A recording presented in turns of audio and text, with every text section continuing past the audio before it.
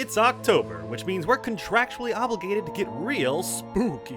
Yeah, but there's nothing that says we can't get all gothic and lush while we get spooky. So we're taking a look at Bram Stoker's Dracula. The horror classic, written by, Bram Stoker, has been adapted over and over again since it was first written in 1897. No hickeys. But we're looking at the biggest adaptation to give the man credit, Francis Ford Coppola's lavish adaptation of Bram Stoker's Dracula. Welcome to my home. Fangs at the ready, it's time to ask. What's the difference? We'll start with the obvious structural difference. Bram Stoker's novel is epistolary, a collection of letters, excerpts from diaries, and as is the case with Dracula, newspaper clippings, ship logs, and even a recorded diary on wax cylinders. It's like the found footage of books.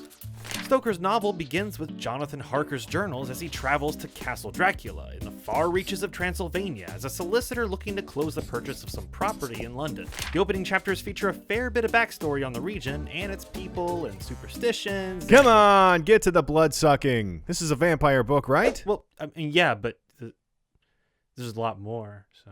Yeah. I mean, the movie starts out in 1452 with Gary Oldman's Dracula, like, single-handedly taking down a barbarian horde in this super cool muscle fiber-looking armor, but the bad guys send a note to Dracula's wife, Elisabetta, that he'd been killed in battle, so she throws herself out of the castle to her death, causing Dracula to go nuts. He curses God, stabs a giant stone crucifix, and chugs a bunch of blood.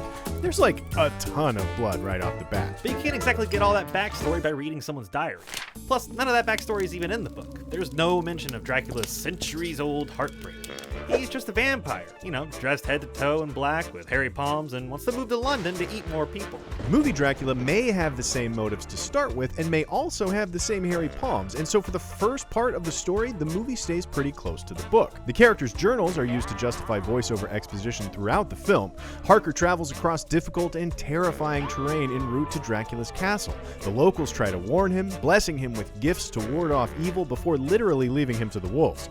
The biggest difference comes when Dracula's carriage arrives. In the movie, it's a scary, silent monster type with an extendo arm that kind of sweeps Harker into the carriage. In the book, the driver is a little more talkative, even making fun of Harker's fellow travelers for being so superstitious. On the way to the castle, the driver also calms down a group of wolves that surrounded the carriage, which totally spooks Harker. The book also explains the weird blue thing, which apparently shows up at midnight once a year over spots where treasure has been buried.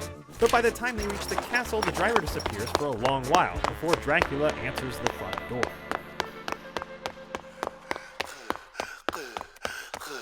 Hello, it is me, Dracula. Definitely not the driver. The movie sort of hints this might be the case with this extendo arm shot, but that's all. Book Harker even catches Dracula setting the table and making the bed himself, making it super clear Dracula's trying to make it seem like he's still got servants. But other than that, Harker's stay with Dracula goes pretty much the same way. He snoops around the castle, he gradually suspects he's a prisoner, and then gets attacked by Dracula's vampire concubines. The only addition the film makes is Dracula's recognizing Mina's portrait as a reincarnation of Elisabetta. This, along with an opening sequence's worth of Dracula's backstory, become the key differences between the book and the movie. In both mediums, though, it takes Jonathan Keanu Harker leaping into the river to make his escape. Meanwhile, back in England, Mina and Lucy, her flirtatious best friend, are up to pretty much the same thing in the book and the movie. Lucy fields marriage proposals from Dr. Seward, Arthur Holmwood, and Quincy, the adventurous Texan with his big knife. So big. She's much more explicitly sexual in Coppola's version.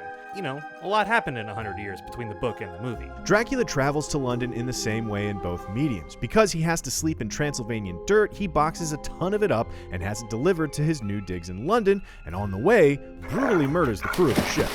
In the movie, he pretty much immediately lures Lucy out to attack her, and just as quickly, Mina becomes the object of his obsession. He runs into her in London and spends an entire afternoon watching the motion pictures together and breathlessly petting a wolf. This is wonderful first date. But back at home, Lucy is succumbing to Dracula's bite. The investigation into Lucy's sickness seems to take up the majority of the book. Like the movie, Dr. Jack Seward calls his old Professor Van Helsing to lend his expertise. But the case takes a very long time to figure out. Book Van Helsing goes back and forth to Amsterdam several times, all 4 of the men tending to Lucy give her blood transfusions, a procedure that was unusual for the 1890s, but Dracula continually sneaks back in to feed on Lucy. Lucy's mom sees him enter one night and dies of a heart attack, literally on top of Lucy. Ew. Movie Mina, as opposed to her book counterpart, spends some time drinking absinthe and developing a fondness for the mysterious prince she met in the city, feeling more and more like she's known him her whole life. Yeah, none of that's in the book. They just can't figure out what's up with those holes on Lucy's neck. Van Helsing, of course, has his theories, but he never just comes out and says it. He lets his pupils make their guesses, and then he tells them they're wrong and they need to guess again. In the movie, Van Helsing knows as soon as he sees those holes, dear God, it's the berserker Prince Dracula. Oh, Dracula, no! In the book and the movie, Mina goes to Budapest to marry the recently escaped Jonathan as soon as possible, which, for book Mina, is just all great news. Movie Mina, however, is so taken with Dracula, she's at least a little bit conflicted, writing a letter of apology to the prince and destroying the pages of her diary detailing her dalliance with Dracula. It's also crazy bad news for movie Dracula. It's because he's lost Mina to Jonathan that he turns into a wolf and kills the crap out of Lucy. And here comes some more of that blood. Go! That's a lot of blood. After Lucy's death, Book Van Helsing once again takes much greater pains than his movie counterpart. While ultimately the stake to the heart and beheading of Lucy plays out the same way, the book details 3 other trips to the cemetery, even having a chance to kill her, but opting to wait until Arthur could be there to witness, just to be sure he believed it.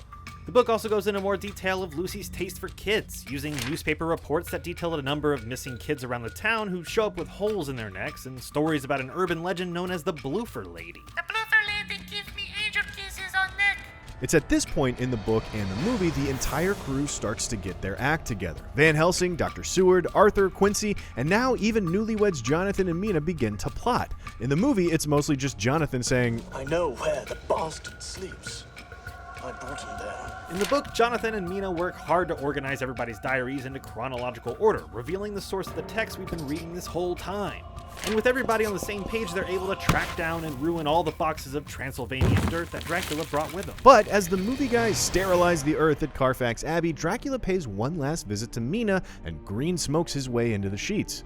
Dracula gives Mina the whole picture of exactly what he is, making sure she knows what she's signing up for when she claims to want to be with him forever. Again, this is the central conflict of the film. Even though he's a gross, Lucy-murdering vampire monster, Mina is in love with Dracula and is discovering that she has been for hundreds of years. It's this love that convinces Dracula to turn her into a vampire, and it is a way sexier process than it is in the book. That's just sex that they're having right there. In both the book and the movie, the cavalry arrives in time to run him off, and Dracula escapes, running back to Transylvania. Our heroes then have to track him down in a race to destroy him. The book provides much more detail along the way.